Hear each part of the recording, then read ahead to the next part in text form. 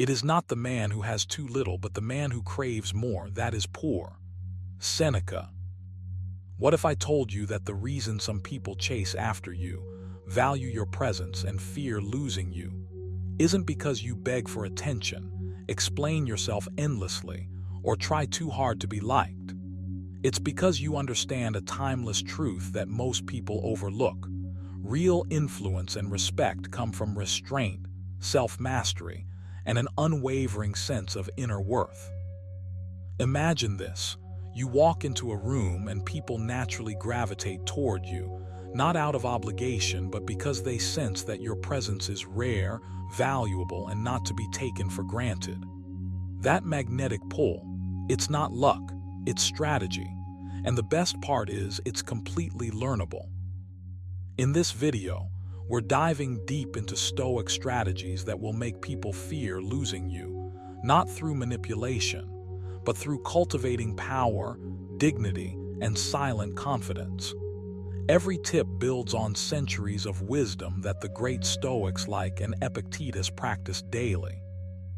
Watch till the very end, because the final principle is the one that will transform the way people perceive you forever. Miss it, and you miss the ultimate advantage. Number 1, cultivate self-sufficiency and emotional independence.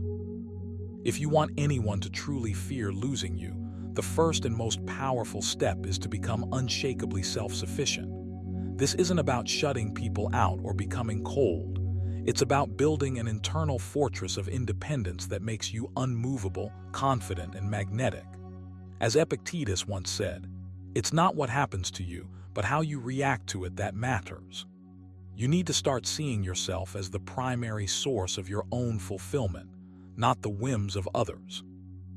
You have to be the one who can walk through life unbothered by disappointment, unshaken by rejection, and unthreatened by the absence of approval.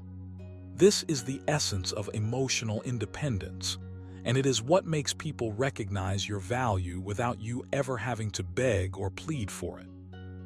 Begin by examining where you currently lean on others for your happiness. Maybe it's a text that hasn't been returned, a like on social media, or someone's opinion that sneaks into your confidence. Whatever it is, start to wean yourself off the need for external validation. Every time you notice a surge of anxiety or longing because of someone else's behavior, pause, breathe, and consciously tell yourself, I am enough. I don't need this to feel complete. Over time, this simple, repeated action rewires your mind. You're training yourself to find satisfaction within, to meet your own needs first. Reminded us, very little is needed to make a happy life. It is all within yourself, in your way of thinking. Let that sink in. Your power doesn't come from anyone else. It comes from mastering your own thoughts, your own emotions. Next, actively cultivate habits that reinforce your independence. Set aside time each day to do something solely for yourself. Read, write, meditate, exercise, whatever nourishes your mind and body without needing anyone else to approve. Push yourself to enjoy solitude. When you feel the urge to seek out company or reassurance, pause and ask yourself, can I be content right here, right now, without leaning on someone else? Train your mind to thrive in your own presence. Emotional independence isn't a state you wake up in. It's a muscle you grow by practicing consistently. Another powerful exercise is journaling.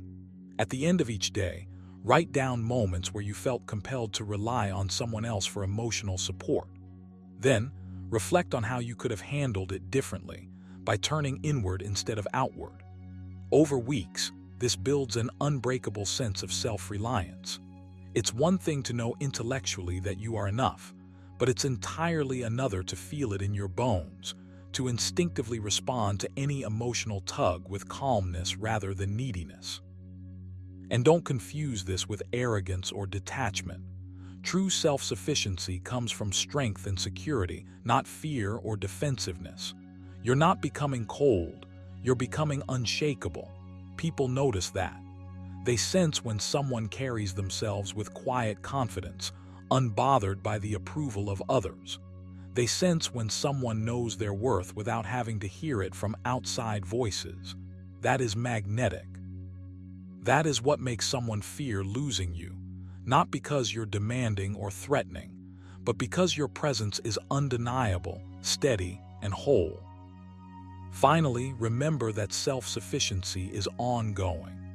Every day presents a new opportunity to lean on yourself a little more, to detach from outcomes, and to center your emotional life internally.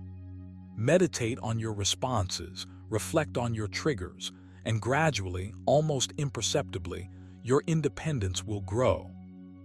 You will start noticing that the more you rely on yourself, the more others respect, value, and even fear losing you, not because of manipulation, but because you embody a rare, serene strength that can't be borrowed or broken. Number 2, master the art of selective attention and scarcity. You need to understand this. Your attention is a currency, and how you spend it determines the value others place on you. The moment you scatter your focus too widely or give your energy freely without thought, you lose the power that comes from deliberate presence.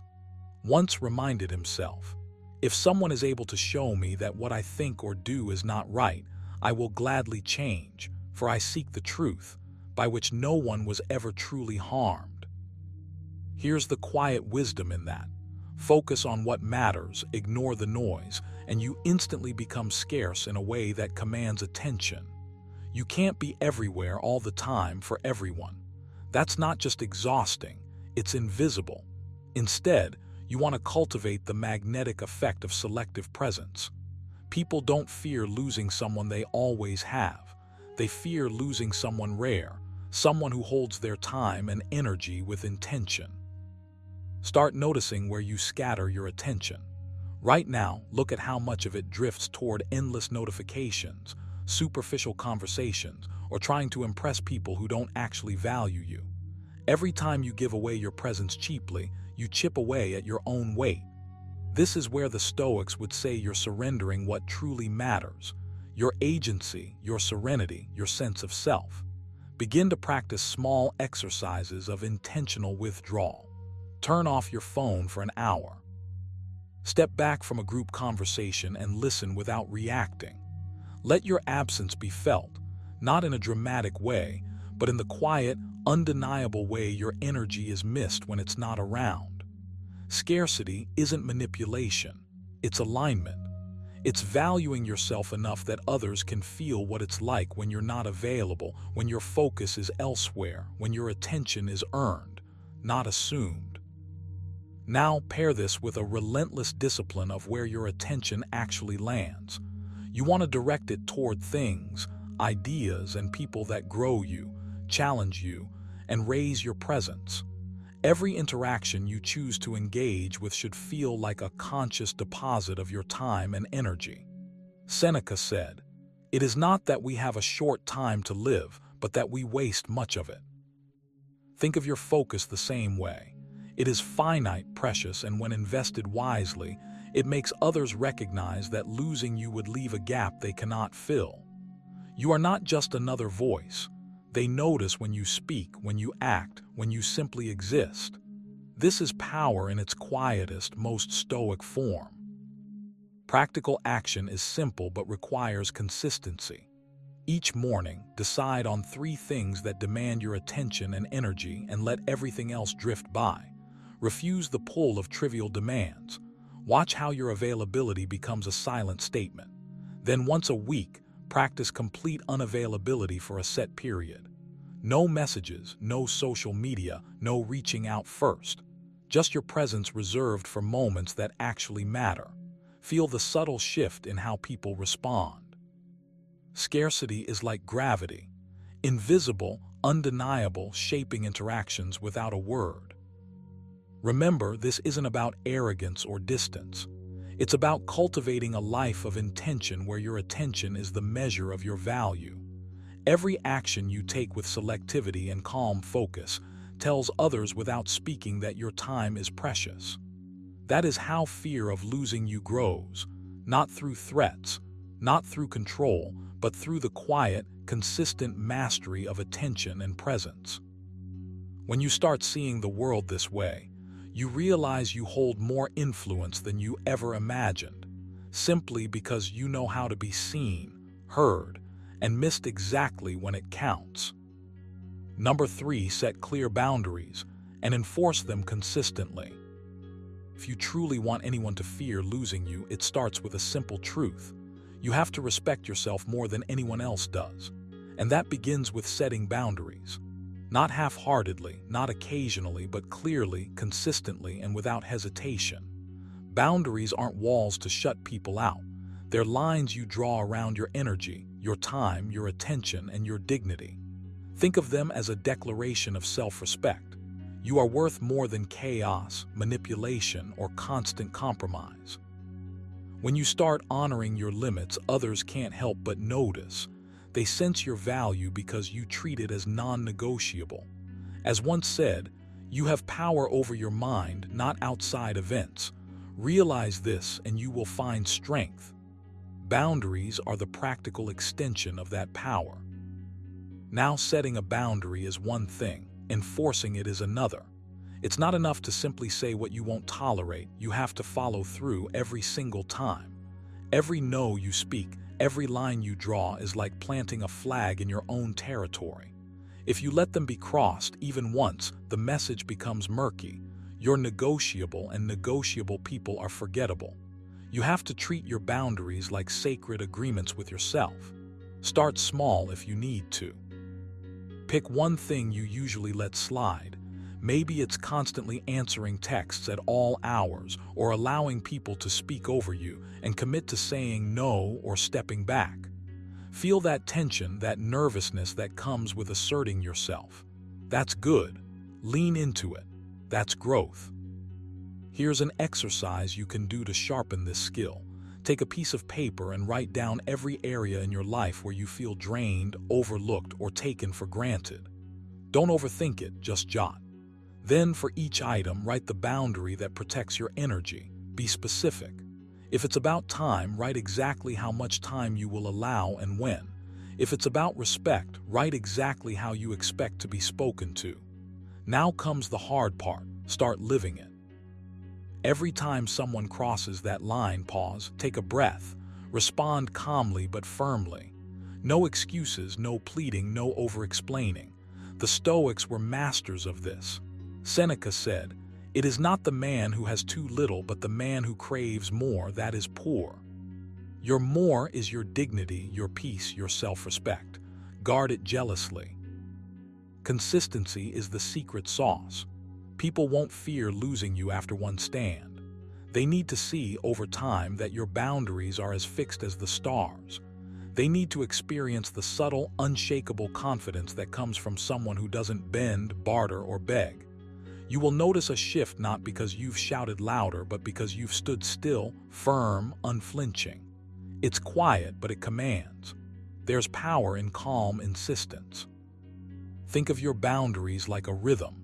They create a pattern, and people intuitively respect patterns that show discipline, self-respect, and reliability. Another exercise, at the end of each day, reflect. Ask yourself where you held firm and where you gave in. Write it down. Celebrate the victories and learn from the moments you faltered. Adjust tomorrow. Stoicism is not about perfection. It's about practice, patience, and presence. Every boundary you assert is a message to the world.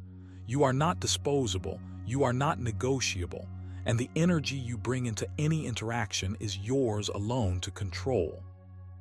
The more you live by this, the more others will feel your absence when you step away.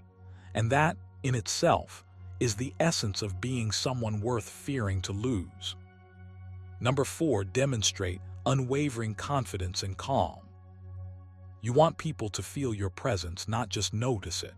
You want them to sense that losing you isn't an option. And the first step to creating that kind of respect, that magnetic pull, is to demonstrate unwavering confidence and calm.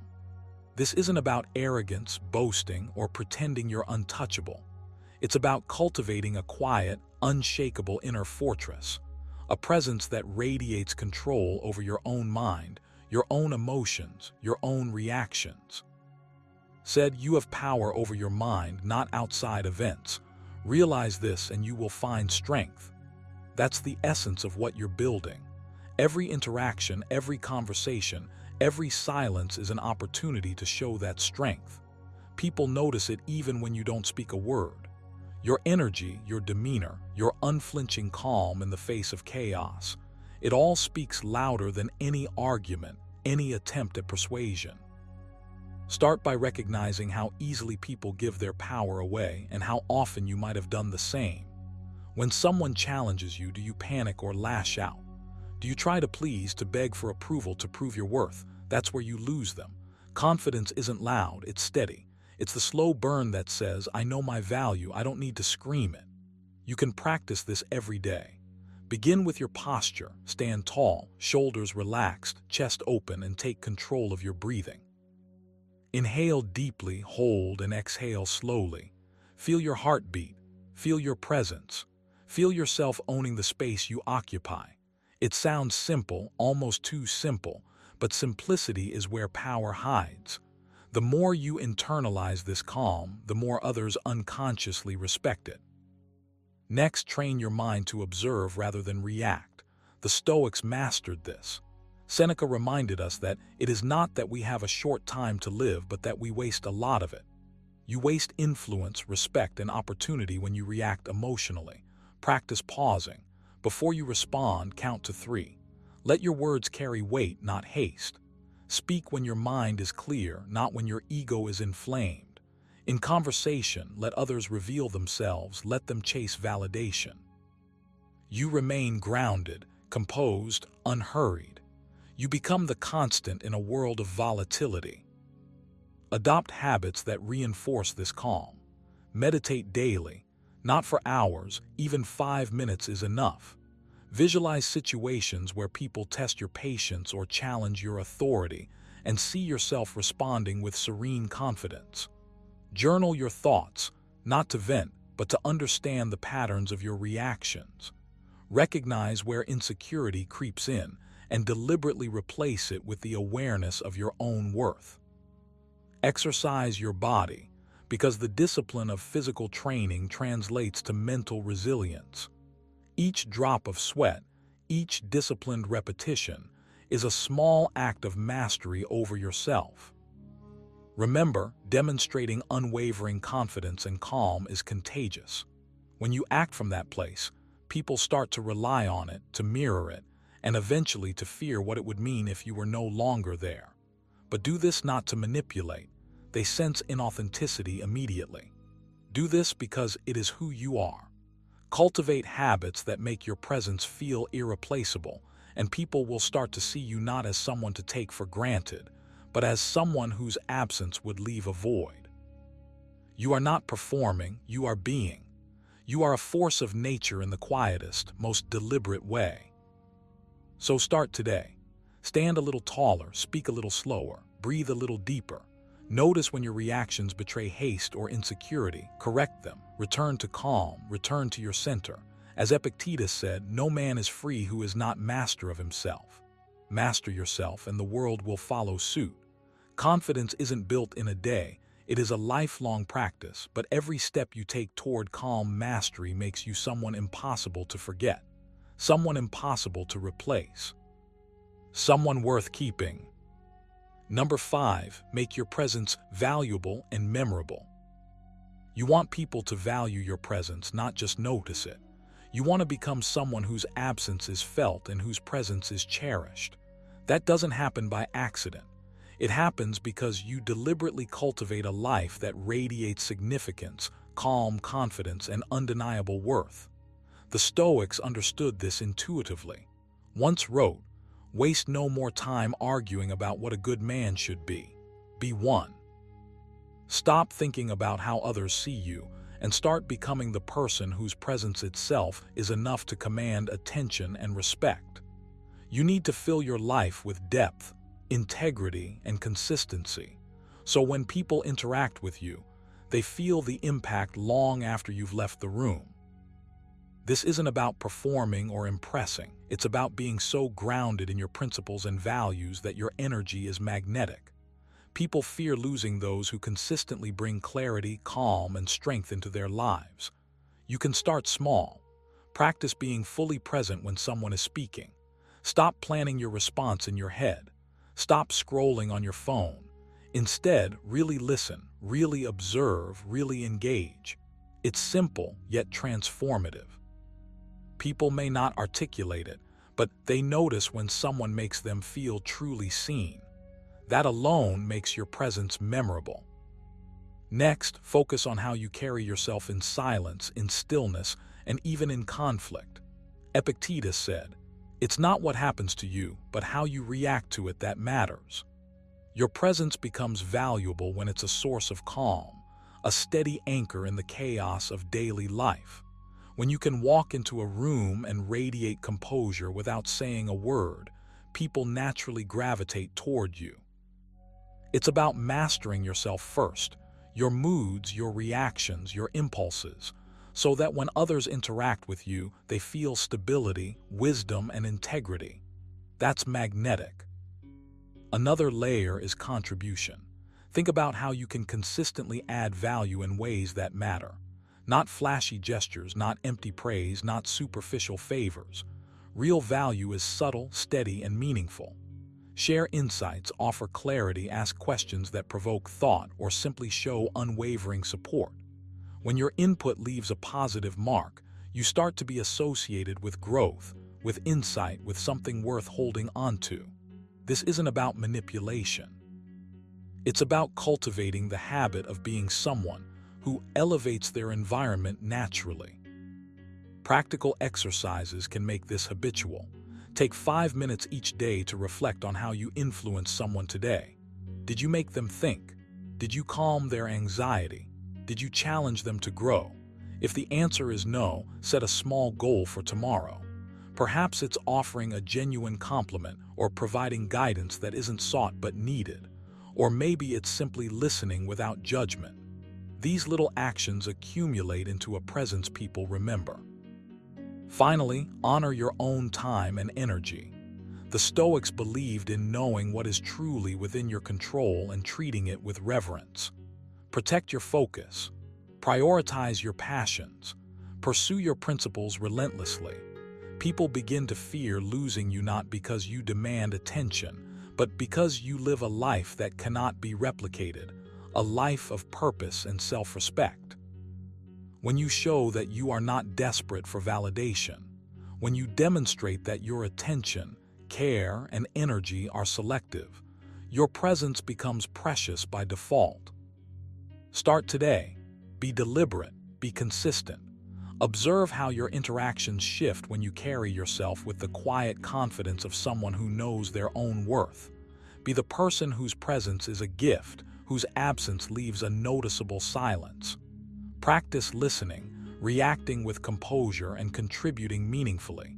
Soon, people won't just notice you, they'll fear the idea of losing you. As once said, waste no more time arguing about what a good man should be. Be one. Now that you've seen the Stoic strategy to make anyone fear losing you, the real power is in action. Remember, it's not about manipulation. It's about embodying value, presence, and unshakable confidence.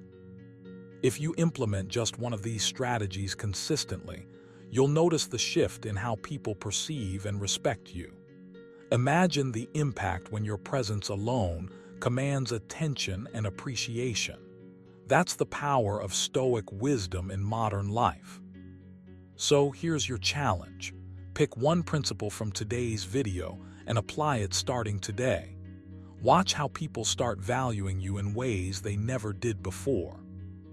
If you found this video valuable, don't just scroll.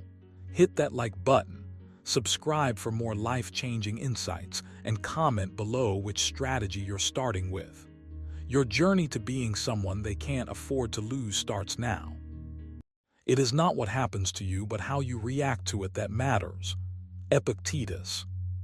What if I told you that every betrayal you face doesn't have to end in anger, confrontation, or sleepless nights?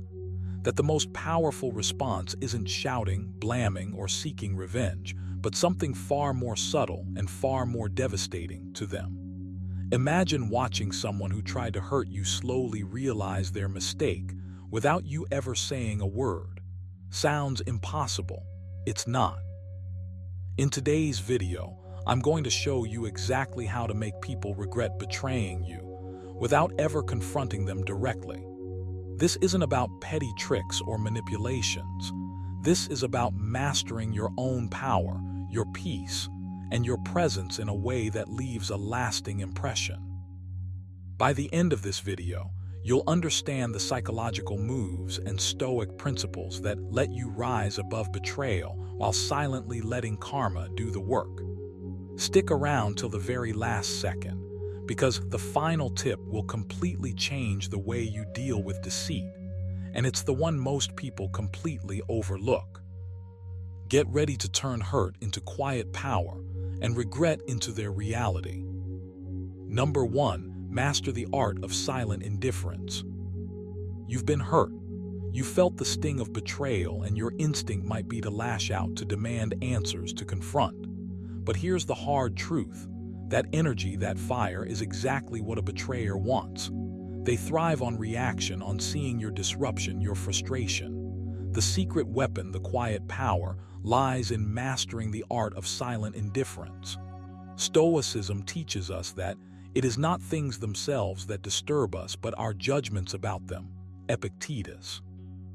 Your calm, your composure, your refusal to give them the satisfaction of your anger, it's more potent than any confrontation. It's the invisible blade that cuts deeper than words ever could.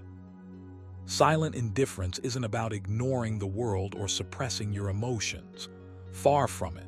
It's about control. You decide where your energy goes. You decide what deserves your attention. You train yourself to respond not with chaos, but with measured calm. This is an act of mastery over yourself. It's saying, without uttering a single word, I am bigger than your games, I am untouched by your attempts to hurt me. Imagine the psychological weight of that for the person who betrayed you. They expect drama, a reaction, a storm. Instead, you give them the stillness of a lake, unshaken by the wind. And that silence, that indifference, will gnaw at them more than any argument ever could. Start small. In your daily life, practice withholding reaction when you feel provoked. Someone cuts you off in conversation. Smile, breathe, and let it slide. Someone tries to manipulate or provoke. Observe, note, and move on. Each time you resist the urge to react, you build a muscle, a mental discipline that grows stronger with repetition. Reminds us, you have power over your mind, not outside events. Realize this and you will find strength. That's the essence of silent indifference. You are not giving them power. You are claiming it back, quietly, undeniably, for yourself. Take this a step further. Reflect on your triggers. When do you feel most tempted to respond emotionally? Write them down. Journal about the moments when betrayal or disappointment hits hardest. Then devise a strategy to pause, breathe, and redirect that energy into something constructive. Exercise, meditation, work, learning. Transform the energy that once fueled reactive anger into a force that builds your life instead. This is not passive. It is the ultimate act of active control. And here's the beauty. Over time, your indifference becomes magnetic. People notice, even those who betrayed you. They see you moving forward, unshaken, untouched by their schemes. You radiate a quiet strength that can't be argued with. This is the essence of Stoic wisdom. The world may act unpredictably, but your mind, your inner citadel, remains impenetrable. Seneca said, "A man's worth is no greater than his calmness in the face of adversity." Let that resonate in you. Let it guide you to rise above, silently, elegantly, powerfully. Practical exercises help cement this habit. Start each morning with a 5-minute meditation on calm. Picture challenges approaching you like waves. Visualize yourself standing firm, letting them crash and recede without disturbance. During the day, pause before responding to anything that triggers emotion. Count to 10, observe your breath, remind yourself that your power is in your reaction or non-reaction. Each moment you practice, you are training yourself to wield silent indifference as a weapon, a shield, and a statement all at once. Ultimately, this is how people regret betraying you, not through confrontation, not through anger or revenge, but by witnessing your transformation. They see your composure, your growth, your freedom from their drama, and they realize that their actions cannot touch you. Silent indifference is not weakness. It is mastery. It is the quiet, unassailable power that tells the world and the betrayer that you are untouchable, unshakable, unstoppable. Number 2, focus on self-improvement and success. When someone betrays you, it's natural to feel hurt, angry, even vengeful. But here's the thing. Energy spent plotting revenge is energy stolen from your own growth. If you want them to truly regret crossing you, the most powerful tool at your disposal isn't confrontation, it's transformation. Focus on yourself, your improvement, your success. The Stoics understood this deeply, said, "Waste no more time arguing about what a good man should be. Be one. Don't wait for the world to acknowledge you. Don't sit and stew in resentment. Channel that energy into building the best version of yourself. Every moment you invest in yourself is a step toward quiet, undeniable victory. Start small but think big. Every day, set one goal that pushes you just a little further than yesterday. It could be learning a skill, improving your health, sharpening your mind, or cultivating emotional resilience. These aren't just habits, they're weapons of silent influence. You don't have to announce them, you don't have to prove anything to anyone. Your progress will speak louder than any words ever could. Seneca reminds us, "It is not the man who has too little, but the man who craves more, who is poor." Focus on abundance, not in wealth or possessions, but in mastery of yourself. Every hour you spend learning, growing, and refining your craft is an hour they cannot take from you. Notice the subtle shift when you truly commit to self-improvement. Confidence begins to radiate naturally. Decisions become easier. You stop seeking validation because your sense of worth is grounded in reality, in action. This is what makes betrayal pale in comparison to your personal evolution. You're not seeking revenge with words or schemes. You're showing it through results. Let your work, your achievements, your composure be the quiet force that reminds them of what they lost the moment they chose betrayal. Epictetus said, "No man is free who is not master of himself." Mastery over your own growth, your own mindset, your own actions. That's the most piercing message you can send. Practical action is crucial here. Start by creating a daily routine that prioritizes your growth. Begin your mornings with reflection. Journal your goals, outline your progress, and visualize where you want to be.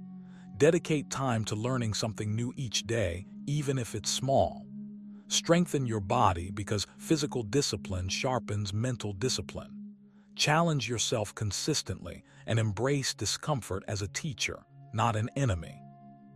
The more you push yourself in controlled ways, the more unshakable you become in the face of external betrayal. Another key is to track your progress, but do it for you, not for anyone else. Reflect weekly on where you've improved, what you've learned, and how you've acted in alignment with your values. This isn't about keeping score, it's about cultivating momentum. Every improvement, every small victory accumulates into a life so full, so strong, that betrayal loses its sting. By the time others notice your success, it's too late for them to reverse the impact of their actions. They will see, without you having to say a single word. Finally, remember to remain consistent, patient, and calm. Growth doesn't happen overnight, and the most profound success is often invisible at first. Focus on progress, not applause. Let time and effort become your allies.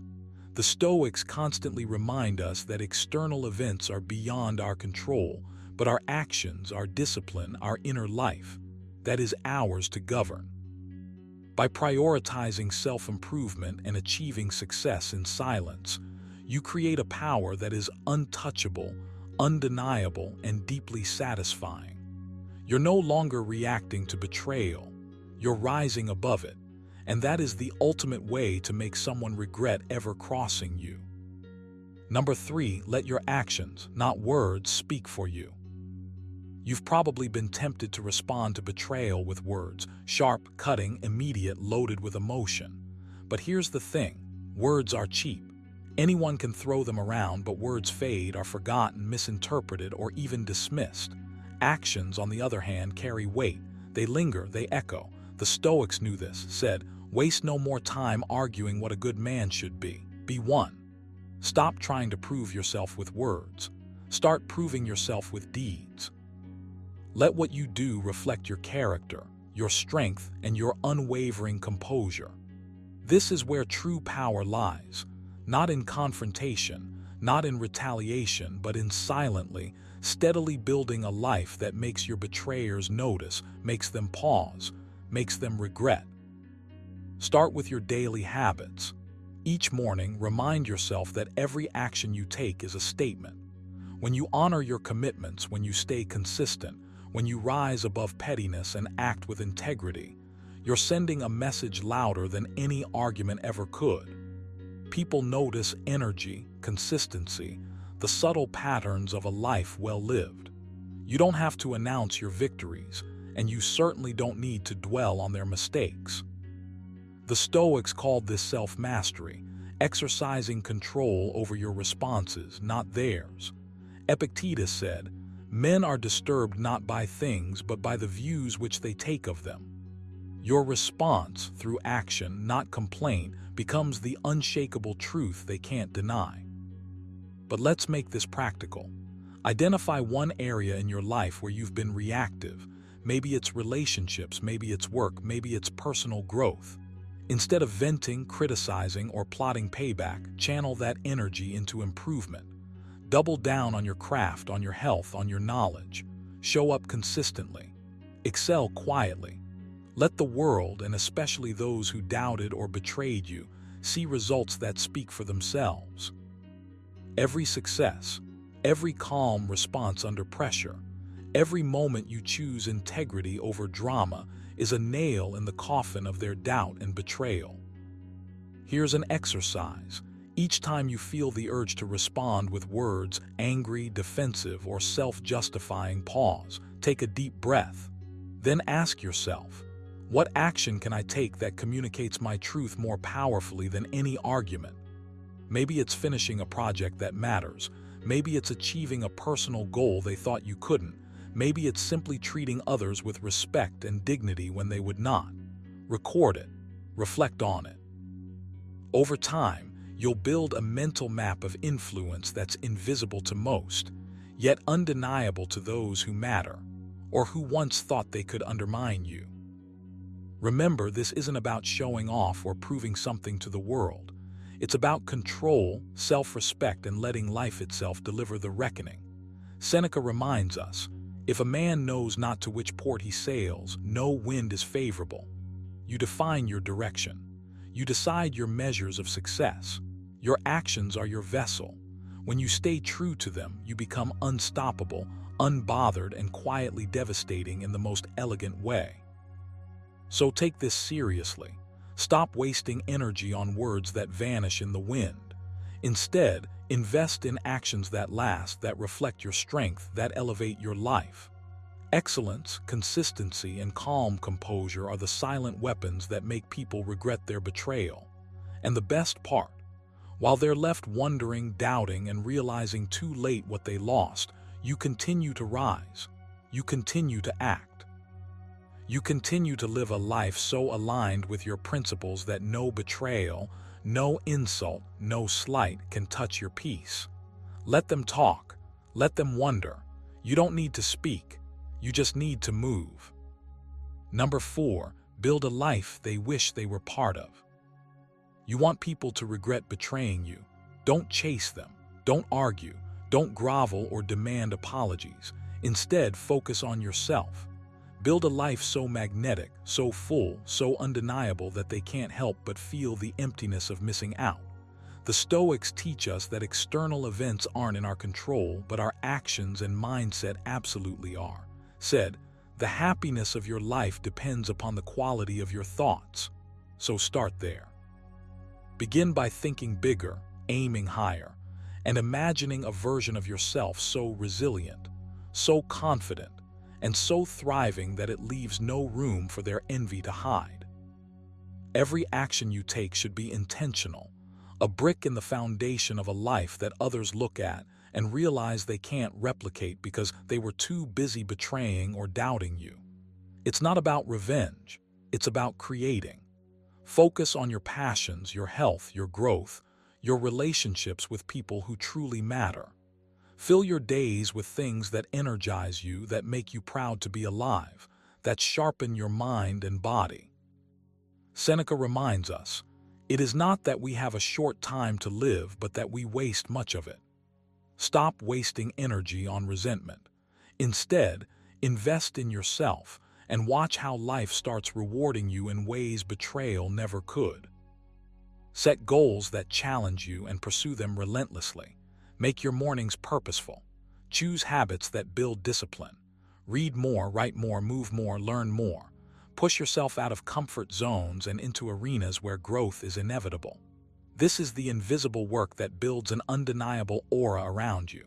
People who once doubted you will notice, maybe even envy, the ease with which your life flows while theirs feels stagnant. But here's the beauty of it. You won't have to say a word. Your life will speak. Your success, your peace, your joy. They will be the quiet, powerful revenge that no confrontation could ever match. Exercise your mind every day. Reflect on your values and align your actions accordingly. Journal about what kind of life excites you, what achievements make you proud, and what version of yourself feels unstoppable. Then, break those visions into actionable steps. Take at least one small, deliberate action every day toward building that life. Over time, those small actions compound into a force so strong, so magnetic, that anyone who betrayed you will feel the weight of absence. They'll see what they lost without you ever needing to tell them. Surround yourself with people who uplift you, who challenge you, who match your ambition, and who remind you of your worth. Distance yourself gently from those who drain you or who carry the subtle marks of betrayal. Your life doesn't have to be about punishing anyone. It's about curating energy, attention, and intention toward growth. You're not just building success, you're building presence, resilience, and influence. That combination is irresistible. That combination is noticed. Finally, remember this. Contentment isn't passive. It's active, deliberate, and visible through your choices. Focus on creating beauty, wisdom, health, and happiness in your own corner of the world. The Stoics understood that the inner fortress cannot be breached from the outside, but when it is radiantly strong, the outside world notices.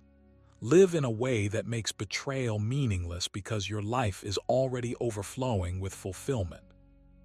Let them regret losing you not through confrontation or anger, but through the quiet, undeniable magnetism of a life so full it couldn't possibly include the energy of those who chose to betray. That is power. That is freedom. That is the kind of life that makes anyone who doubted you wish they had stayed on your side. Number 5, maintain dignity and avoid petty retaliation. When someone betrays you, the first instinct is often to lash out, to retaliate, to make them feel the same sting you're feeling. But let me tell you this, that instinct is a trap. Reacting in anger, sinking to the level of petty revenge, only drags you down into the chaos of their choices. It gives them power over your emotions, your peace, your life. The Stoics were clear about this, said, "How much more grievous are the consequences of anger than the causes of it?" If you want to make someone regret betraying you, the most powerful weapon is not confrontation, it's your dignity, your composure, your ability to rise above, silently, unwaveringly. You have to understand something fundamental. When you maintain dignity, you take back control. Every time you resist the urge to retaliate, every time you refuse to engage in gossip, every time you don't post a snide remark or deliver a cutting line, you're reclaiming power. You're telling yourself, and silently telling them, that their actions do not define your behavior and their betrayal cannot shake your core. There's a quiet satisfaction in this, almost invisible but deeply potent. When you respond with calm and restraint, when you carry yourself with integrity, people notice. They might not say it, they might not admit it, but their regret grows in silence. You need to practice patience and self-control as if they were muscles. Start small. Next time you feel that surge of anger, that rush of desire to get even, pause, take a breath, step away. Reflect on what this action would actually achieve. Will it restore your peace? Will it elevate you? Or will it drag you into the mud where everyone loses? The Stoics remind us again and again, external events, other people's betrayals, are not what harm you. It's your judgment of them that causes suffering. Train yourself to see the situation clearly. See it for what it is, not what your anger makes it out to be. Adopting this approach requires practical action, not just philosophy. One exercise is to keep a journal of your emotional responses. Whenever you feel wronged, write down the situation, your immediate reaction, and then a calm, dignified response you could take instead. Over time, your mind starts to default to restraint. Your dignity becomes a habit, not a conscious effort. You start to internalize the truth that controlling your reactions is far more empowering than controlling anyone else. Another way to cultivate this is through self-affirmation. Remind yourself daily, I am bigger than their betrayal. My worth is not diminished by their choices. My power lies in my integrity. Say it aloud, write it down, feel it in your chest. The more you internalize this, the easier it becomes to respond with composure in real situations. Your energy stops being spent on vengeance, and it starts being spent on growth, success, and the life you want to build. Remember, avoiding petty retaliation doesn't mean you're weak or passive. It's the ultimate form of strength. It's a declaration that you are not a reflection of their immaturity, their deceit, or their pettiness. You are your own person, guided by principles, calm in the face of chaos, unshakable in your resolve. Seneca said, "No man has the power to have everything he wants, but he is truly rich who wants nothing but what he has." Your richness lies in self-control, in composure, in living without letting betrayal dictate your actions. So when you feel the fire of anger, when the urge to hit back rises, remember, maintain your dignity. Walk away. Focus on your life, your goals, your growth. Let them stew in the regret of their own actions while you move forward with grace. This is how you win silently, powerfully, and with a strength that no confrontation could ever match. So remember, true power isn't in shouting or seeking revenge. It's in mastering yourself, staying calm, and letting your success speak louder than words. When someone betrays you, the best way to make them regret it isn't through confrontation. It's through your actions, your growth, and your unshakable composure. If you've learned even one strategy today that can help you rise above betrayal and turn the tables silently, make sure to apply it in your life. And don't forget, the people who doubt you now will eventually see your strength, and they'll wish they never underestimated you. If this video gave you value, hit like, subscribe, and turn on notifications, because we've got more ways to strengthen your mindset, sharpen your strategy, and dominate life without ever stooping to conflict. Remember, the ultimate revenge is living well, and you, my friend, are just getting started. How long are you going to wait before you demand the best for yourself? Epictetus. What if I told you that the most powerful way to deal with toxic people isn't confrontation, isn't arguing, and isn't even trying to change them, but actually letting them destroy themselves, all while you stay calm, composed, and untouched? Think about it. How many times have you found yourself frustrated, drained, or angry because someone else's negativity seemed to dictate your day? The truth is, toxic people thrive on reactions. They feed on chaos, drama, and the emotional energy you give them.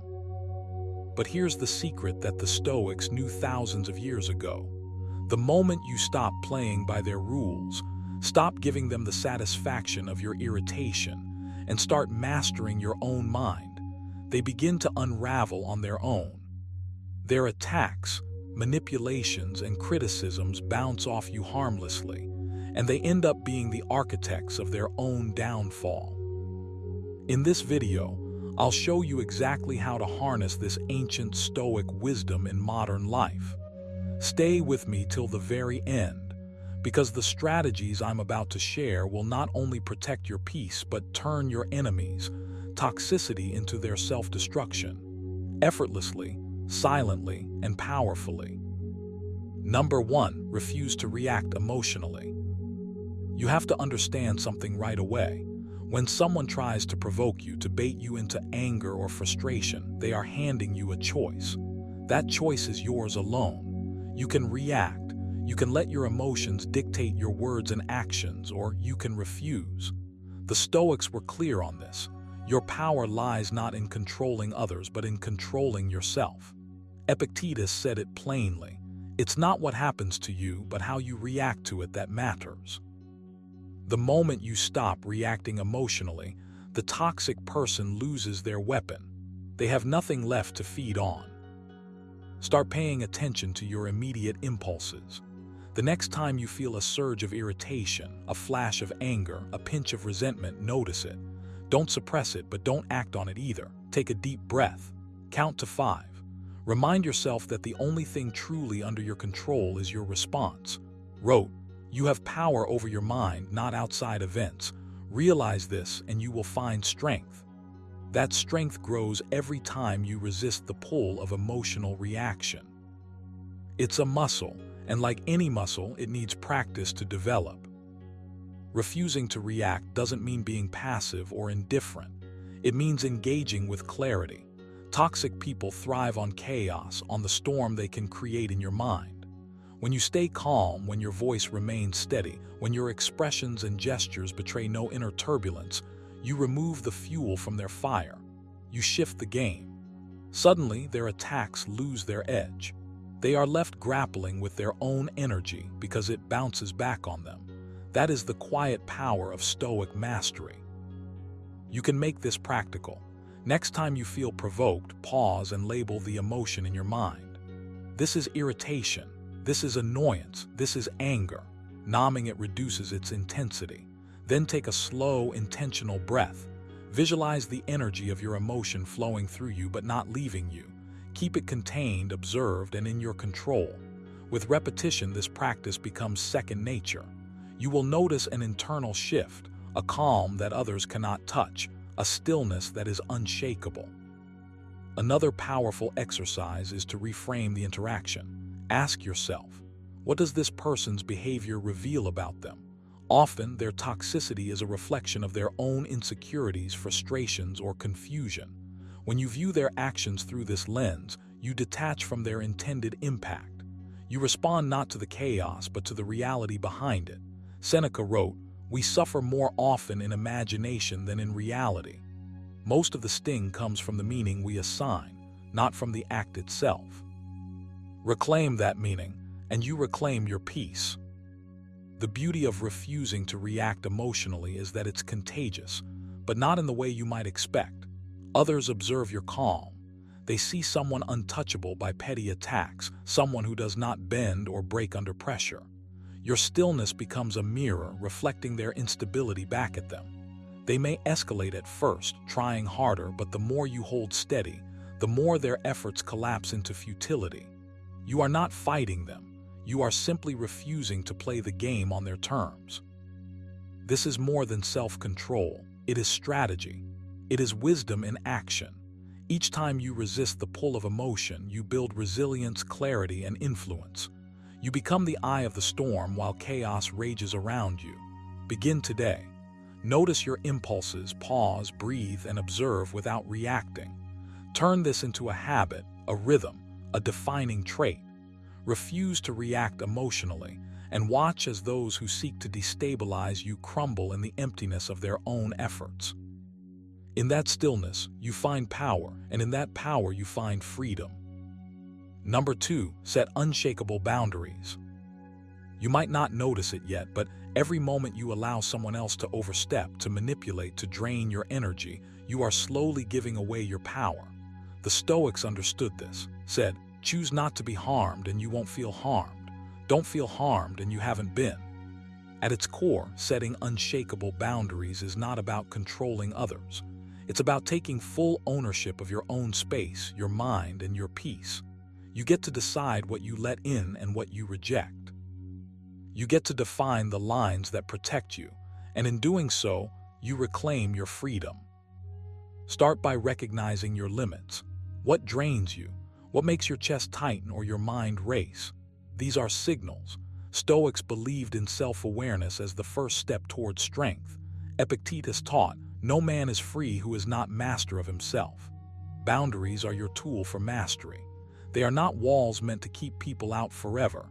They are the assertion that your energy, your time, and your values are sacred. Once you see them as essential, you stop negotiating with chaos, drama, and toxicity. Next, make your boundaries tangible. Speak them, enforce them, repeat them until they become automatic.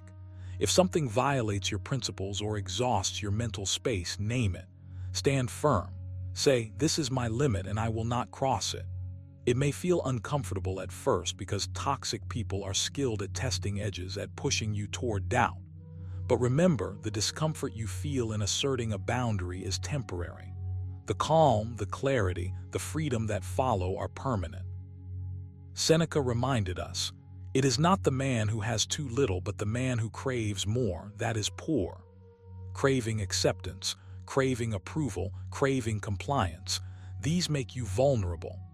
Boundaries close the gap between what you have and what you allow others to take. Practice mindfulness as a boundary tool. Before engaging in conversation or interaction that could tip into toxicity, pause, check in with yourself. Ask, is this respecting my limits? Does this serve me or drain me? If the answer is no, redirect, detach, or remove yourself. The more often you do this, the more natural it becomes. You start protecting your energy almost instinctively. You are no longer a passive participant in other people's drama. You are an active guardian of your own mind. Boundaries also have a quiet, almost invisible effect on toxic people themselves. When you stop reacting to their manipulation, when you refuse to entertain their chaos, they confront themselves. They become frustrated not with you, but with the walls they cannot breach. You don't need to fight them. You don't need to convince them. You simply exist within your limits calmly, firmly, unwaveringly. The Stoics would call this virtue in action. You are choosing reason over reaction, self-respect over chaos. Finally, make boundary setting a daily habit. Reflect on your interactions. Adjust where necessary. Practice saying no without guilt. Protect your time, your space, your emotions. This is not selfishness. It is self-preservation. Every boundary you assert reinforces the truth that your inner world is yours alone. No one else can dictate it unless you allow them. And as you strengthen these boundaries, you'll notice something powerful. You stop being manipulated, and toxic people, left to their own devices, begin to unravel under the weight of their own chaos. You remain unshaken, unbothered, and fully in command of your mind and life. Setting unshakable boundaries is more than an act of defense. It's a declaration of sovereignty. It's a daily exercise in self-mastery, in stoic discipline, and in peace that cannot be touched by external storms. Start today. Draw your lines, speak them, live them, protect yourself. And in doing so, you become untouchable, calm, and unassailable, while those who thrive on chaos watch themselves crumble without you lifting a finger. Number 3, mirror their behavior calmly. When you encounter toxic people, your first instinct might be to fight back, to defend yourself, to lash out. But the Stoics teach us a radically different approach. Mirror their behavior calmly. Now, don't misunderstand this.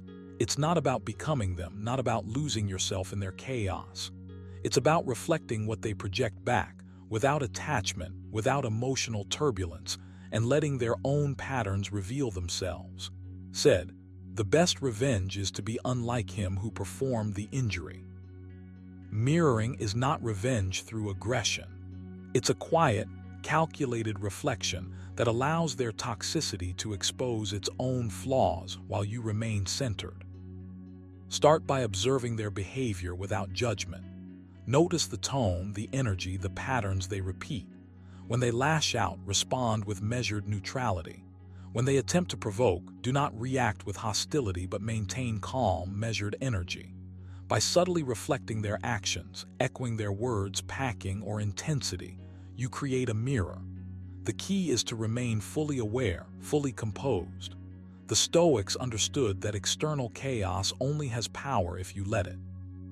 Epictetus reminds us, it's not what happens to you but how you react to it that matters. Your reaction is your weapon. Use it wisely. You can practice this in small, controlled ways. Start by noticing your own body language, tone, and cadence as someone pushes your buttons. Mirror them slightly, just enough to create symmetry, but never so much that you lose your calm. Think of it as holding up a reflective surface. The more they throw at you, the more you return it in the form of a composed echo. They will instinctively react to themselves, often escalating, unraveling, or revealing their own inconsistencies. You remain steady. You remain unshaken. You are the calm center in a storm of their making. This is also about timing and observation. You don't need to mirror immediately. Patience amplifies the effect. Observe, wait, and choose the moment to subtly reflect. Even silence can act as a mirror. Sometimes, by simply staying composed while they escalate, their own aggression becomes amplified and their strategy collapses under its own weight. Seneca wrote, "He who is brave is free." By mastering your response, by refusing to be drawn into their chaos, you gain freedom while they remain entangled in theirs. In practical terms, you can create a daily mental rehearsal. Visualize a scenario where someone provokes you. See yourself observing, nodding, and reflecting their behavior without emotional involvement. Feel the calm, the centeredness, the awareness of your own power. Repeat this exercise until it becomes instinctual, a natural response rather than a forced strategy.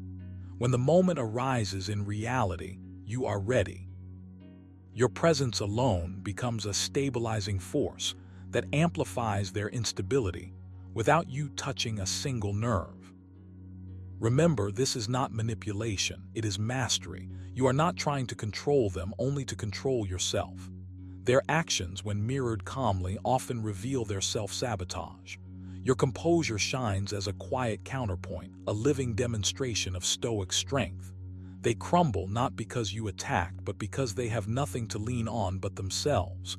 Your peace remains intact. Your clarity remains intact. And in that, you find a profound kind of victory. Mirror their behavior calmly, and you turn their toxicity into a tool for awareness rather than a weapon against you. You take no poison, you reflect the disturbance. Over time, this practice trains you to remain unshakable, a quiet force that sees clearly, responds deliberately, and thrives where others falter. You are the Stoic observer, the calm in the eye of the storm, and in that calm, you hold more power than anger could ever grant. Number 4, focus on your own virtue.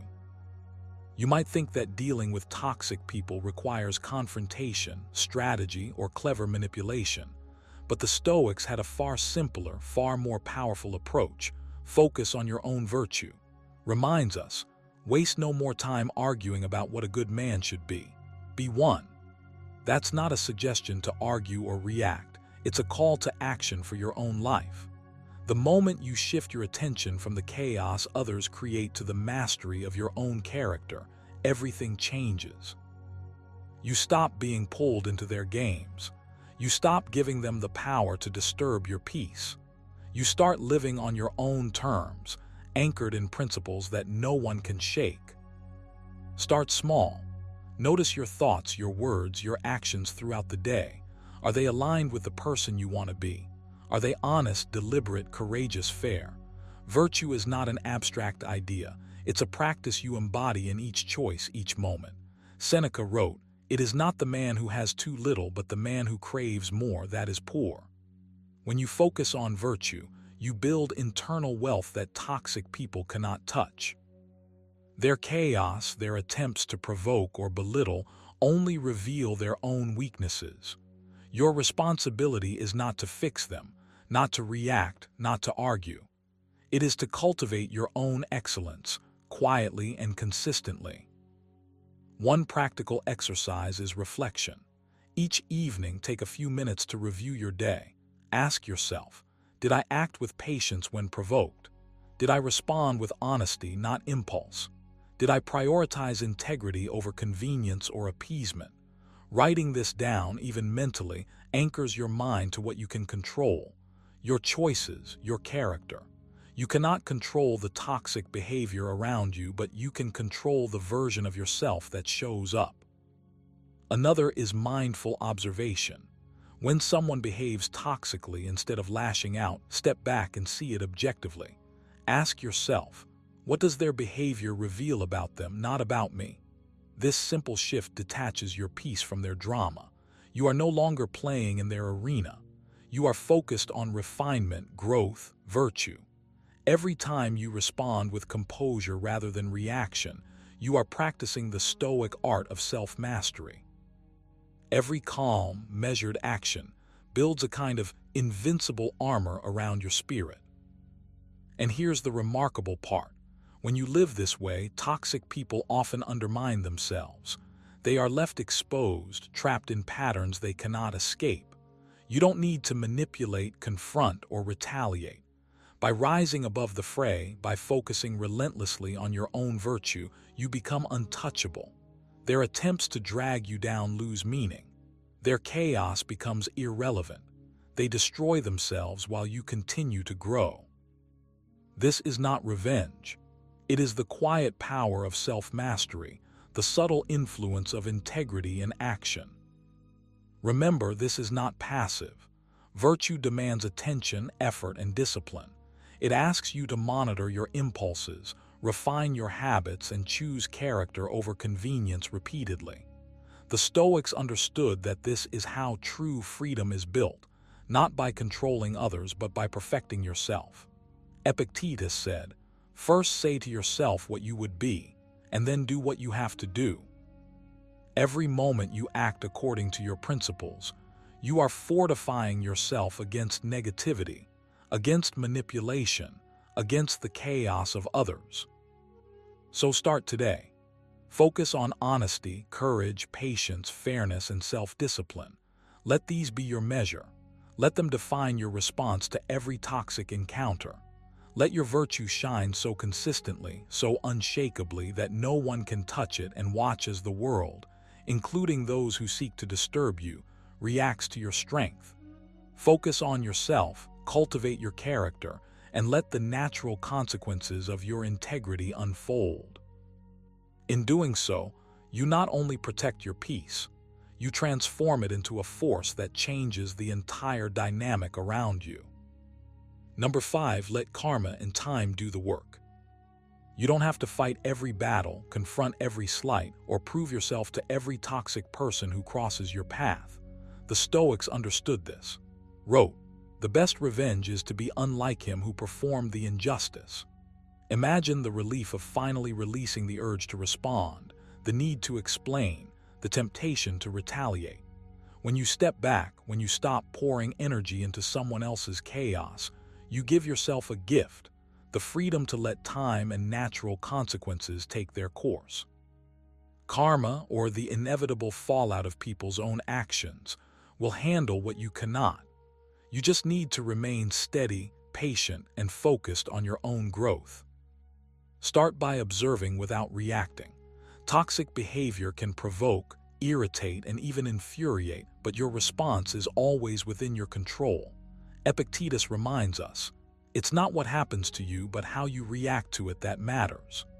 You can feel anger, frustration, or disappointment, but you don't have to act on it. Allow your emotions to rise and fall like waves without letting them sweep you away. Take a deep breath, center yourself, and remind yourself that someone else's choices reflect their nature, not your value. Practice detachment intentionally. When a toxic person tries to manipulate or provoke, mentally step outside the moment. Picture yourself above the fray, calm and unshaken, knowing that their actions are planting seeds they themselves will harvest. Time is the great equalizer.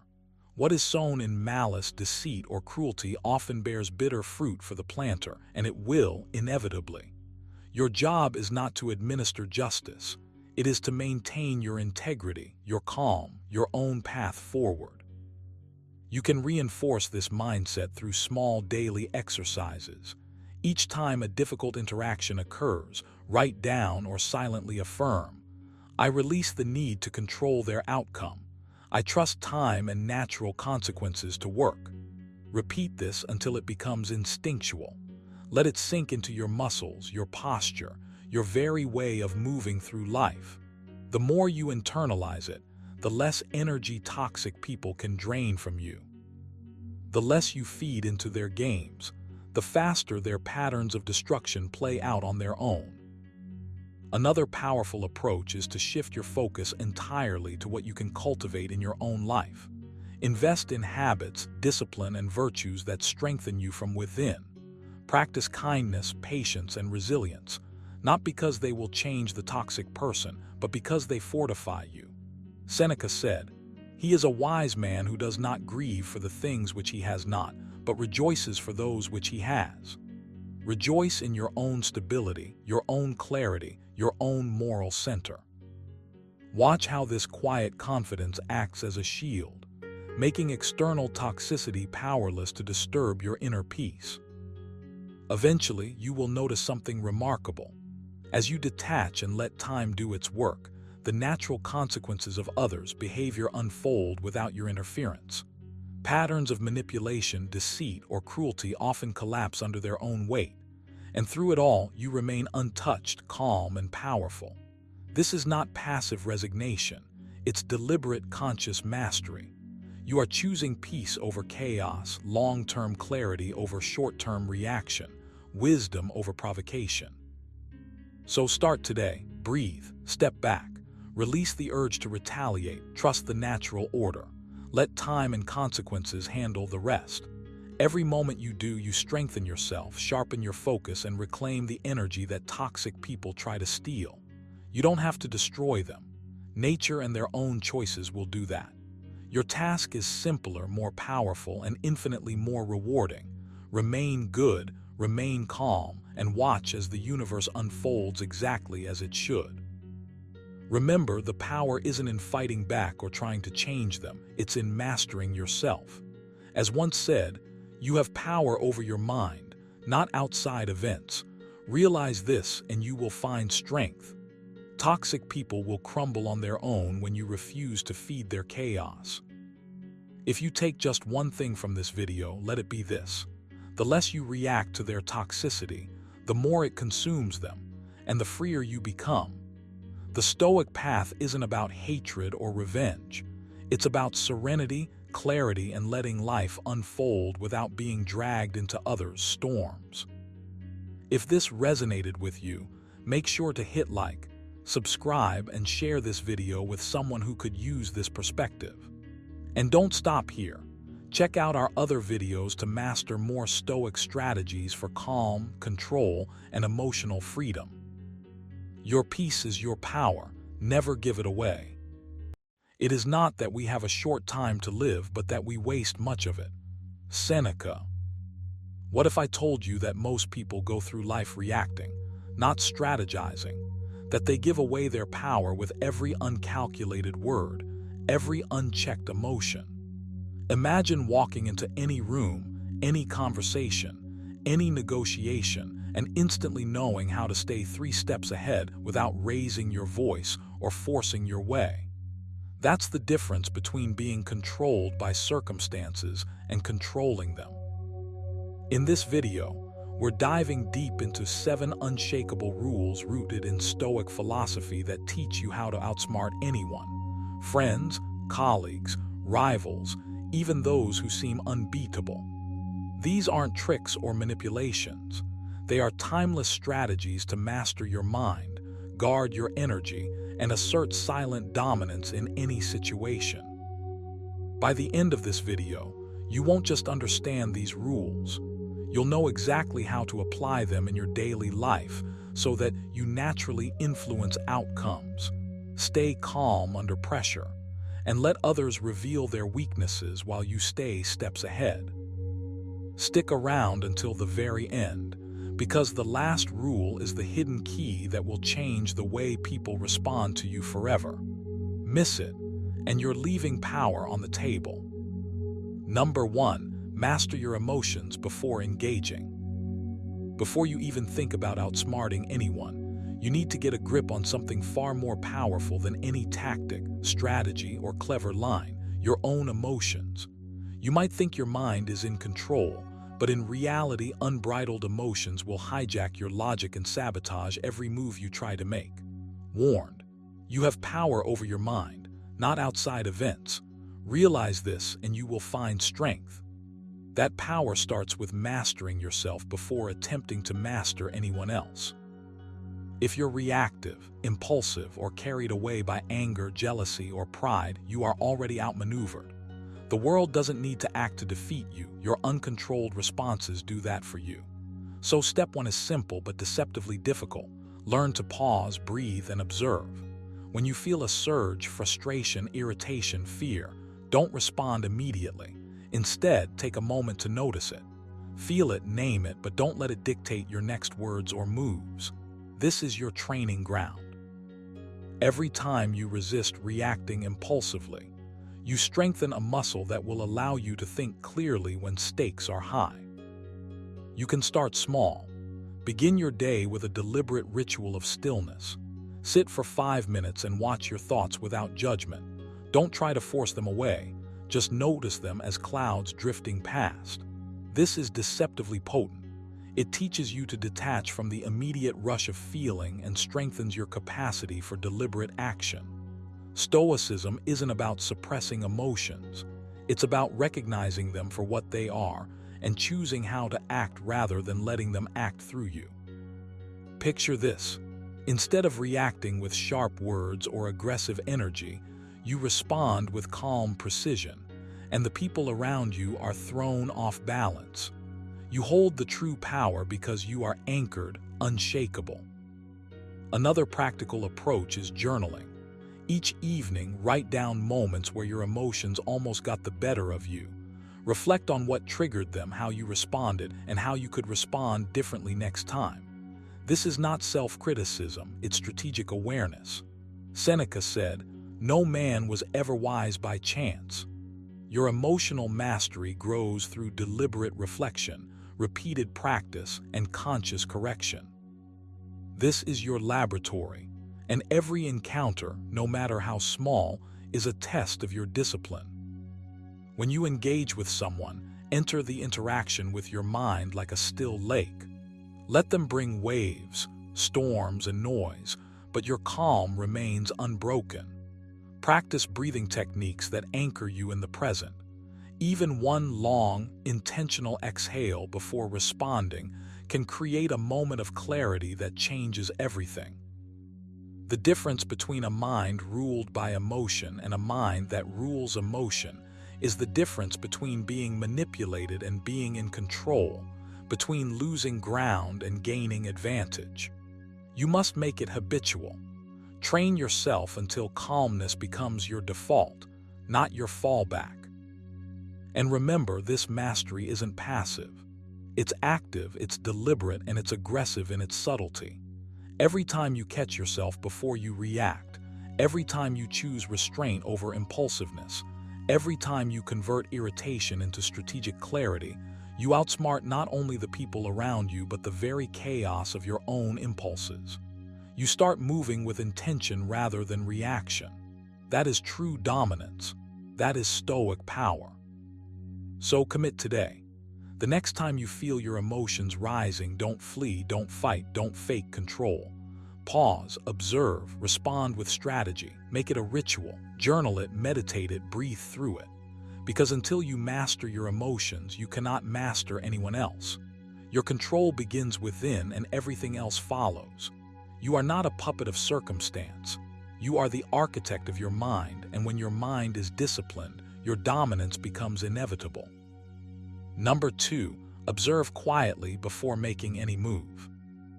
Before you make any move, before you speak, before you reveal even a fragment of your strategy, you must first become the quiet observer. This is where your power begins, here in the stillness and the patient watchfulness. Reminds us, everything we hear is an opinion, not a fact. Everything we see is a perspective, not the truth. You must adopt this lens. Nothing is as it seems at first glance, and nothing is predictable until you've taken the time to sit back, to watch, to understand. The world is noisy, full of impulses and reactions, but your advantage lies in resisting that rush, in stepping aside while others act on impulse. Observe quietly, because in silence, you gain clarity, and with clarity, you gain control. This isn't about passivity. It's not about hiding or pretending to be unaware. It's about cultivating a deep awareness, a strategic patience that allows you to notice patterns others miss.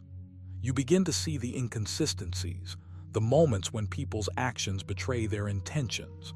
You start to recognize the subtle signs of overconfidence, the tiny cracks in composure that reveal true priorities. Every conversation, every gesture, every pause tells a story if you're paying attention. You must train yourself to listen without judgment, to absorb without reacting, to catalog information without announcing that you are doing so. Stoic philosophy teaches that the mind must remain unshaken by external events. Your observation is your training ground. In this space, you are learning, you are preparing. Start turning this into a habit today.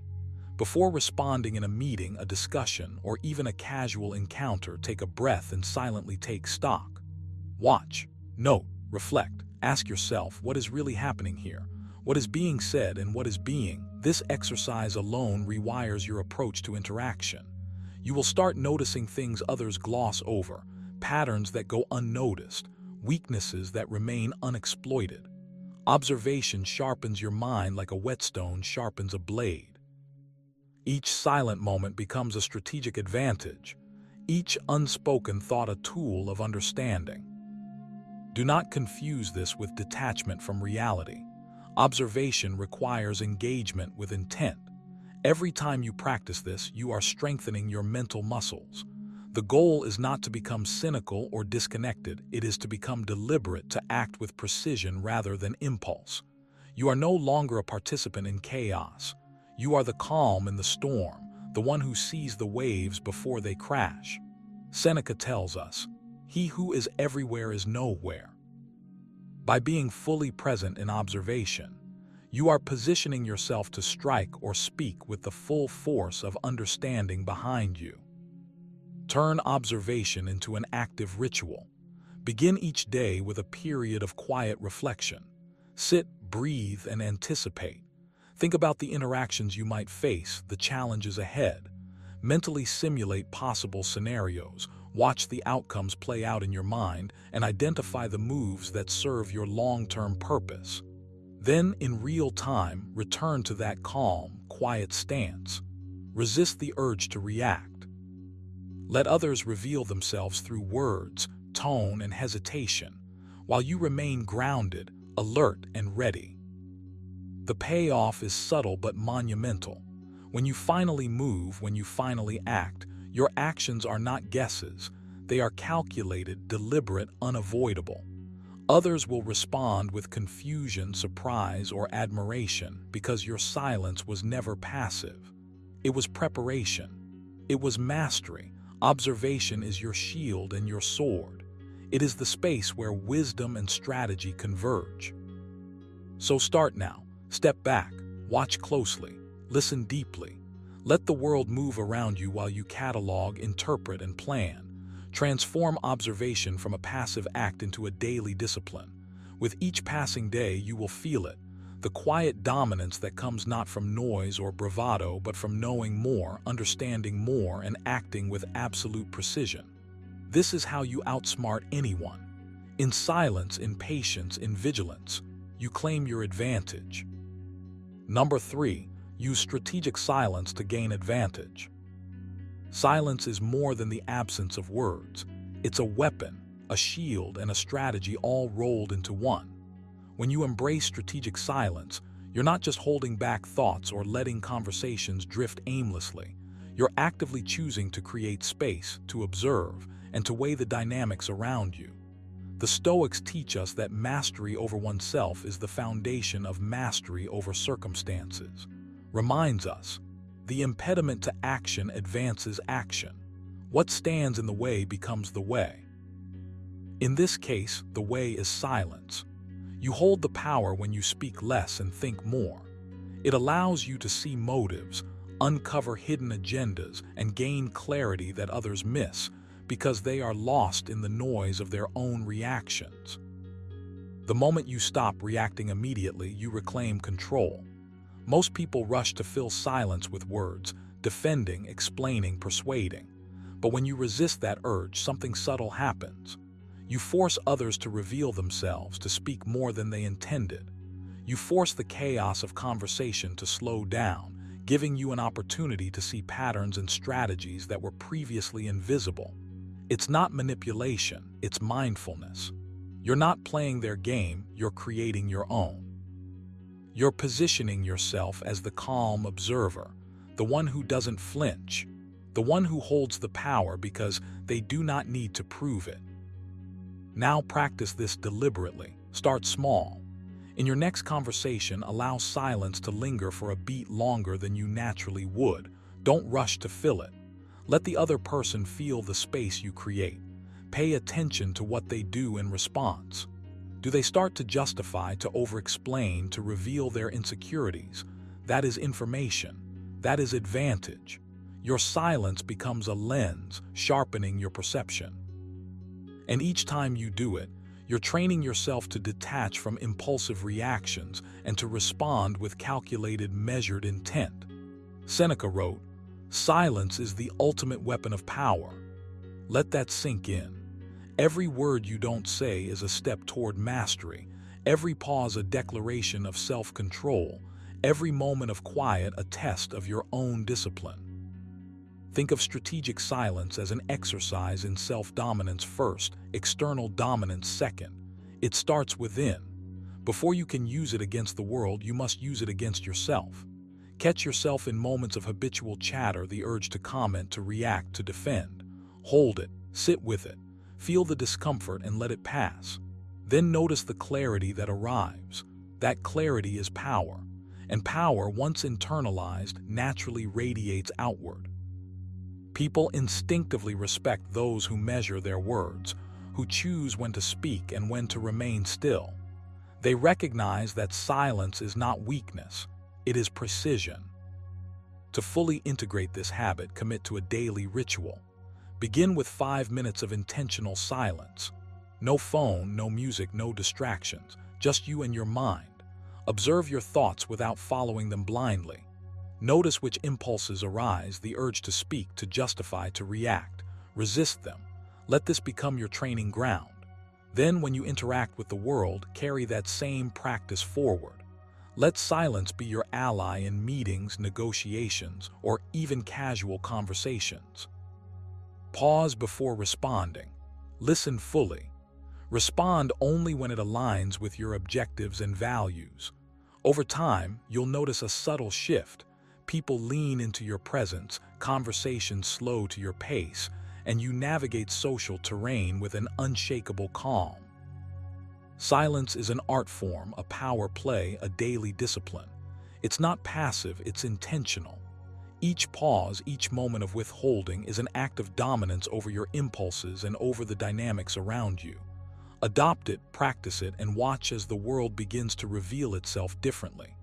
In silence, You are the observer, the strategist, the master of your environment. And in that mastery, you will find the freedom to act not out of reaction, but with deliberate precision. Number 4, control the narrative through calm, deliberate speech.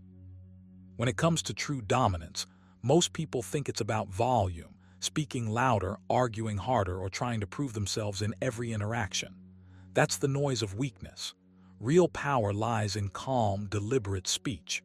The way you choose your words, the pauses you take, and the weight you place behind each phrase can shift a room, an argument, or even a person's perception of you. Reminds us, the best revenge is to be unlike him who performed the injury. Your voice, steady and measured, is your tool. It signals control, it radiates confidence, and it frames the narrative before anyone else has a chance to scramble their story around you. Every word you utter becomes intentional, every pause a silent command. And here's the secret: the quieter your mastery, the louder your impact. You need to stop reacting. Your first instinct might be to defend, justify, or explain. That is exactly what gives away power. Instead, breathe. Let the conversation flow past your internal urges to jump in. Then, when the moment is right, speak with purpose. Each sentence should have a clear destination. Avoid filler words, avoid rambling, avoid letting your voice chase someone else's chaos. Keep it calm.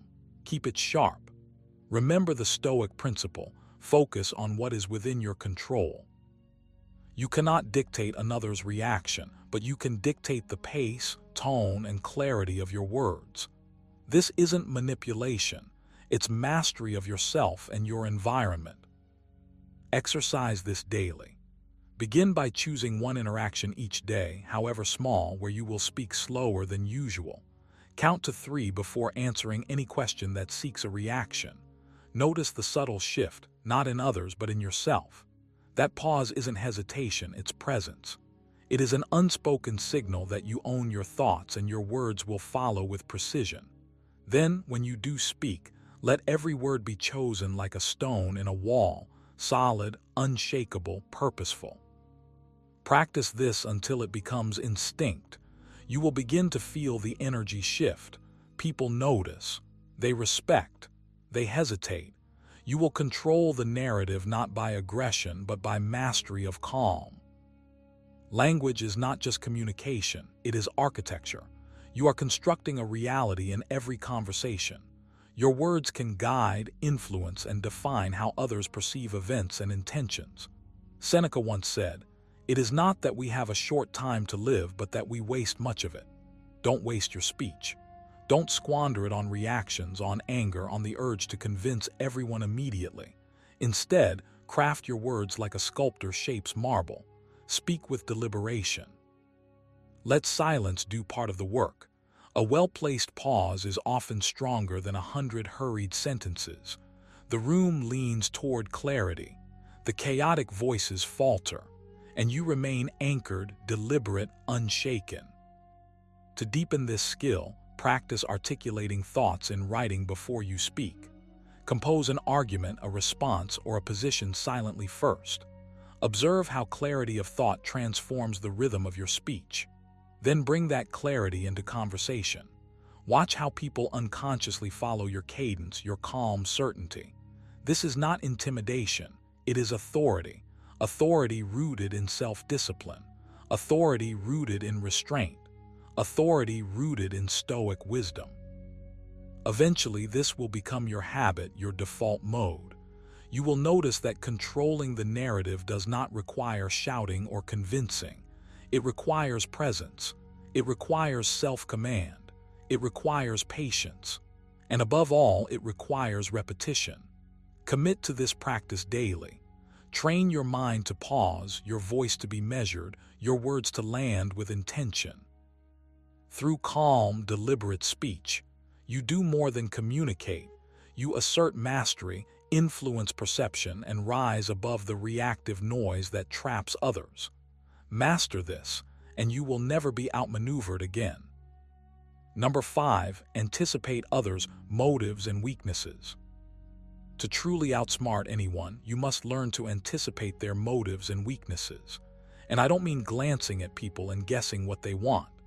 I mean cultivating a deep awareness, a quiet vigilance, a mental habit of scanning the world around you with precision and calm. The Stoics remind us that it is not that we have a short time to live, but that we waste a lot of it. And wasting time guessing, reacting, or being by others' moves is the opposite of mastery. You need to train yourself to see beneath the surface. Start by observing patterns. Watch how people respond under pressure, what triggers their impatience, where their confidence wavers. These aren't just traits, they're windows into their intentions.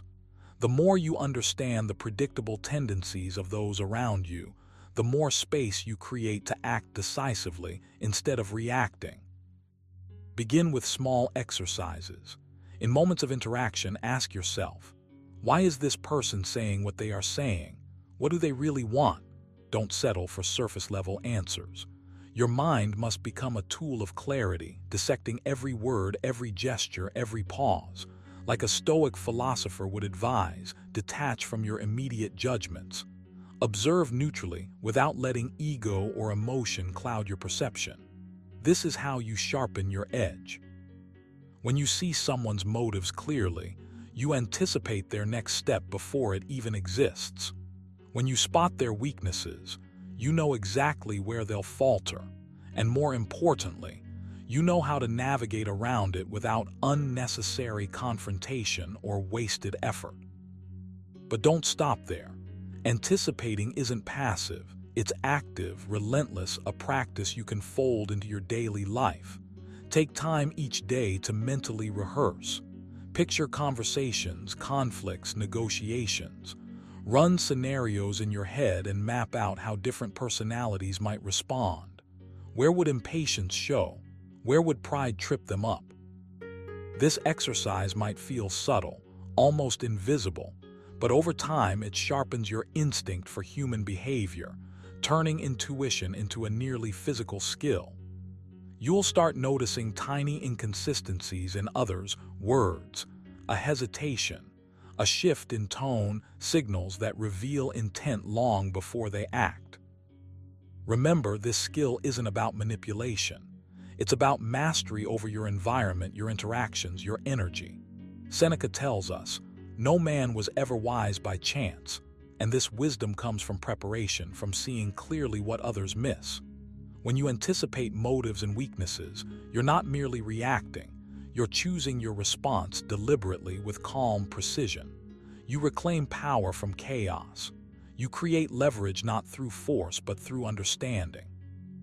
That's the real dominance the Stoics talk about. The kind that doesn't shout, doesn't panic, doesn't crumble under pressure. Here's a practical habit to integrate immediately. Before every conversation, meeting, or interaction, spend 5 minutes scanning mentally. Identify the possible motives of everyone involved. Ask yourself, if they wanted something, what would it be? Where might they be vulnerable? And while you do this, remind yourself to remain unattached to outcomes. Your role is to perceive and anticipate, not to control. This detachment keeps you clear, calm, and able to act without bias. Pair this with nightly reflection. Review the day. Did you anticipate others accurately? Did you spot their tendencies? Did your observations help you navigate the day more effectively? Adjust, refine, repeat. Over time, this practice turns into a habit of foresight. You move through social dynamics like a seasoned strategist, calmly predicting shifts, preparing responses, and maintaining control of your own mind above all else.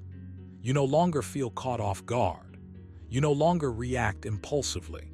You move with purpose, precision, and poise. And isn't that what it means to truly outsmart anyone?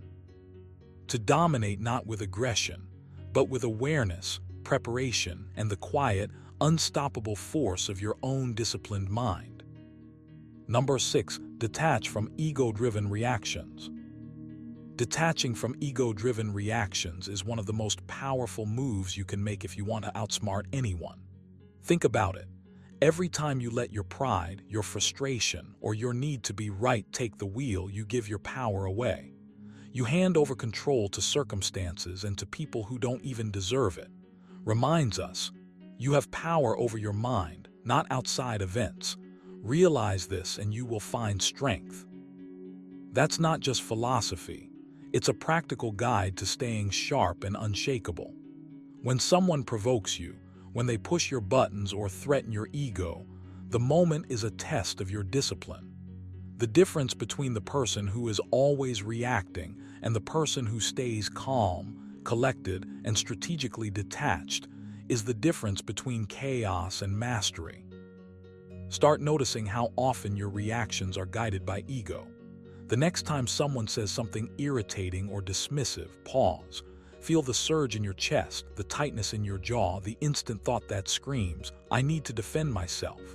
That's your ego trying to drag you into a battlefield that doesn't serve you. Now take a breath, literally slow it down. Step back in your mind and observe yourself reacting. Ask yourself, does engaging really help me? Will it move me closer to the outcome I want? Often the answer is no. Your ego wants victory in the moment, but your long-term power lies in restraint, clarity, and deliberate action. Detach by practicing internal observation. Sit quietly for a few minutes each day and watch your thoughts drift by. Don't judge them. Don't grab onto them, just notice. This trains you to create space between stimulus and response. When you interact with others, you'll find that you can respond rather than react, choosing words, actions, and strategies that truly serve your goals. Stoics knew this well. Epictetus wrote, "It's not what happens to you, but how you react to it that matters." Your power is in that pause, in that small yet mighty gap where ego dissolves and rational choice takes over. Another exercise is to consciously delay responses when tension arises.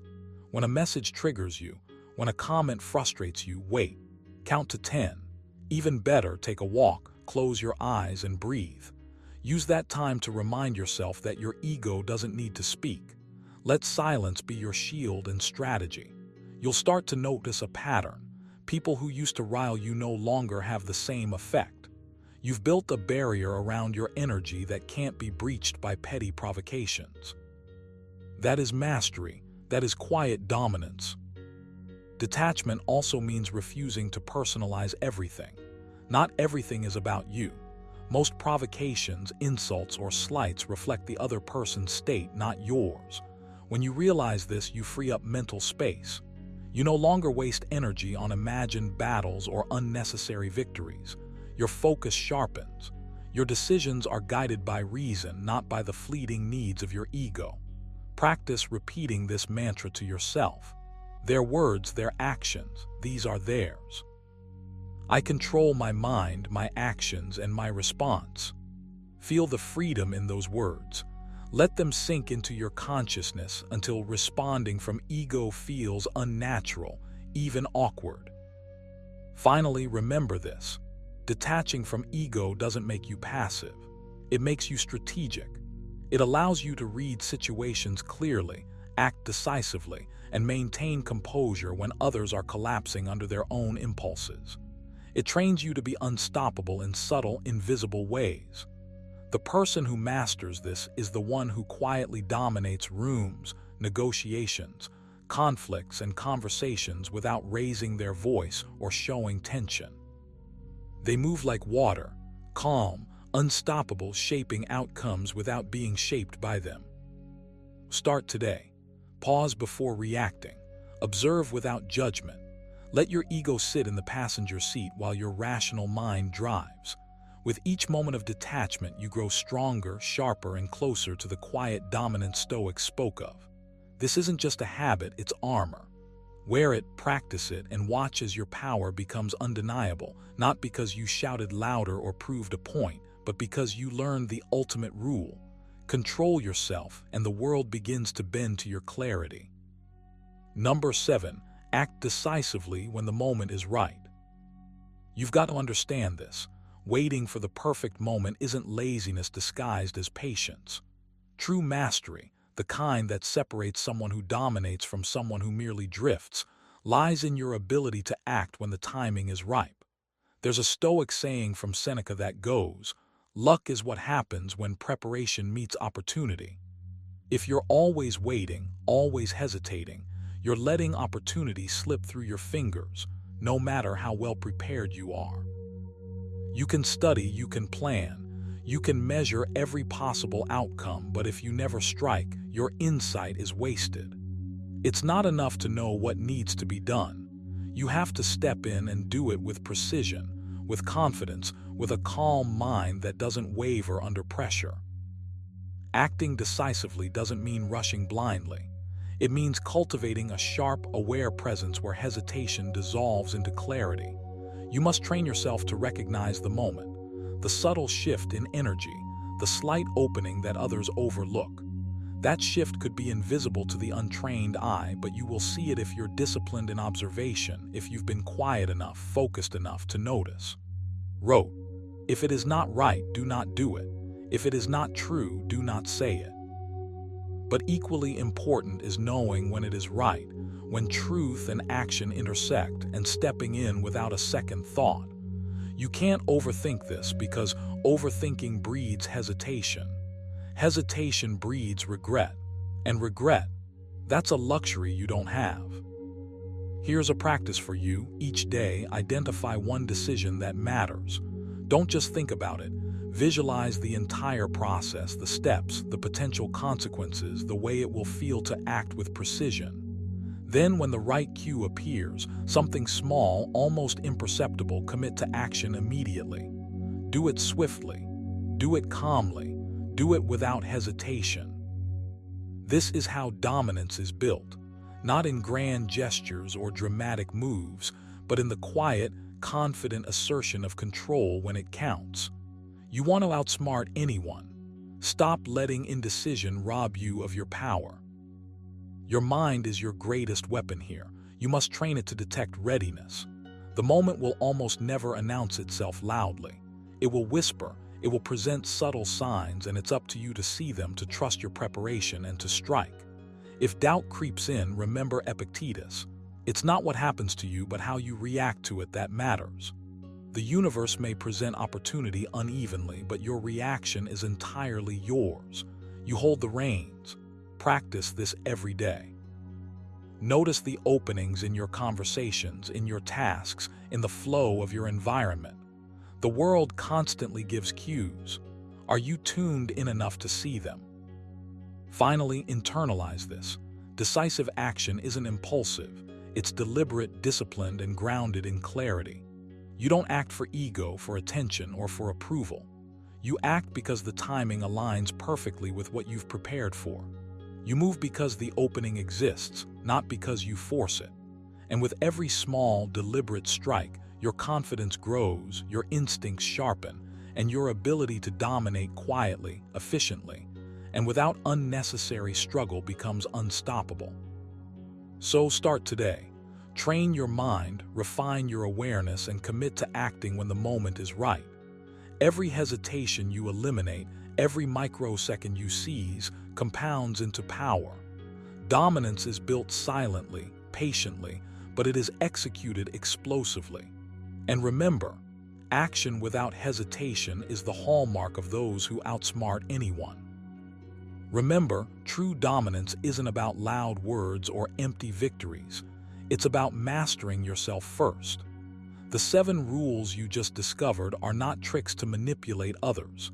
They are strategies to sharpen your mind, protect your energy, and act with unshakable clarity in every situation. Start practicing them today. Stay silent when it matters, observe more than you react, and let your actions speak louder than anyone's opinions. As said, you have power over your mind, not outside events. Realize this and you will find strength. If you take just one rule and apply it consistently, you'll notice the shift in how people respond to you, how situations unfold, and how confident you feel in your own decisions. Don't just watch, implement. That's how you turn knowledge into real-world dominance. If you found these strategies valuable, make sure to like, Subscribe and hit the bell so you never miss another Stoic guide to leveling up your mind and life. Remember, your quiet strength is your ultimate power. Own it, master it, and dominate silently.